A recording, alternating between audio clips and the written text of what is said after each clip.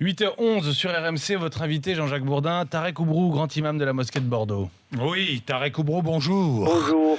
Merci d'être avec nous ce matin. Une voix, on le sait, différente. Tarek Oubrou, la vôtre. Tarek Oubrou, quelques mots sur ce qui s'est passé. On ne va pas s'y attarder longtemps, mais quelques mots sur ce qui s'est passé à Tremblay en France. Avec ce restaurateur qui refuse de servir deux femmes voilées, qui estime que tous les musulmans sont terroristes, c'est ce qu'il dit. Il s'est excusé après. Oui, mais c'est l'effet automatique et mécanique d'un climat et des termes d'un débat autour de l'islam qui favorise ce type de peur, d'angoisse, des réactions.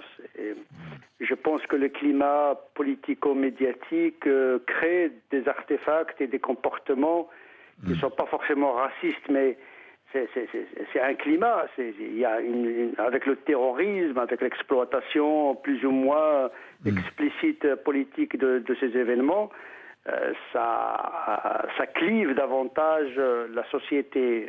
Voilà, c'est un effet attendu.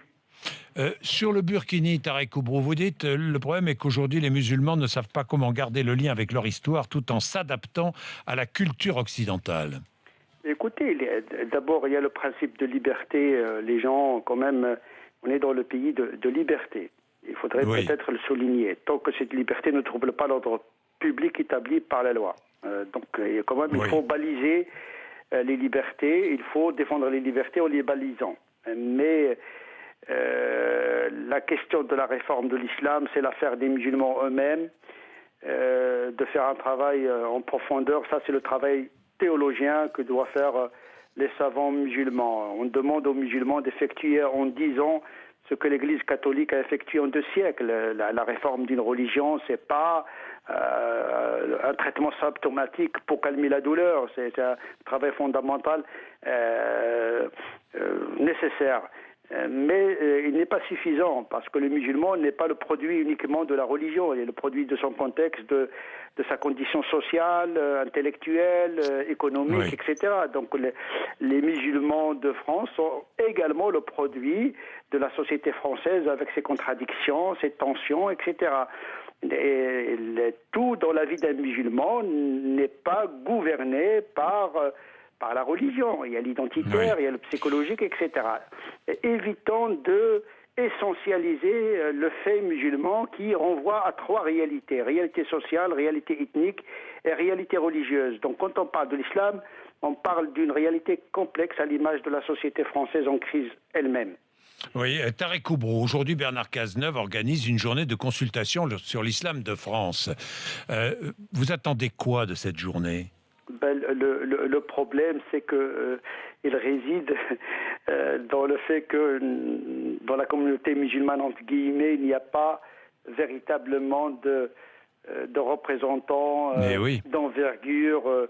On est représenté par des leaders associatifs et pas par des théologiens, des savants musulmans, des imams. Je pense que la représentativité religieuse de l'islam doit être représentée par des religieux qui ont une responsabilité liturgique, pastorale, et qui sont des savants de l'islam, et pas des présidents d'associations, d'organisations. Oui, je comprends. Des savants de l'islam qui connaissent les textes. Sur le profil de l'institution religieuse représentative de l'islam. Oui, qui connaissent les textes. Je parle des savants de l'islam. Vous savez, les savants entre eux, les savants musulmans se connaissent, les théologiens, les musulmans. Aujourd'hui, on a plus presque une représentativité culturelle et ethnique de l'islam. Mais on est quand même une religion. L'islam, ce n'est pas une religion ni d'un peuple, ni d'une église. Donc on obéit à une configuration théologique particulière. Donc représenter le culte ne veut pas dire représenter tout l'islam, parce que l'islam n'est pas uniquement le culte. Il y a l'expression éthique personnelle du musulman dans la société. Et ça relève pas du culte. Donc de quoi parle-t-on ? C'est très important de définir les termes de ce débat-là. La représentativité du culte n'est pas la représentativité des musulmans. Les musulmans sont représentés par les maires, par les élus, par les députés. Là, on est en train de dériver complètement. Il ne faut pas que l'institution représentative de l'islam soit l'équivalent du CRIF, mais plutôt du consistoire. Du donc consistoire représenter juif, oui. une religion et pas un peuple, une ethnie ou une nationalité. Je comprends. Qui aurait une autorité morale, évidemment. Spirituelle et morale. Spirituelle et morale, ce qui est essentiel. Et qui oriente la visibilité de l'islam dans une société laïque, et qu'il faut peut-être que ces théoriciens, ces savants, vraiment il faut qu'ils fassent attention à l'équilibre laïque français qu'il faut entretenir, parce que voilà, il ne faut pas affaiblir la laïcité. Il faut travailler sur la viabilité de l'islam, les pratiques de l'islam, tout en laissant une marge de manœuvre aux musulmans en tant que citoyens. Merci Tarek Oubrou.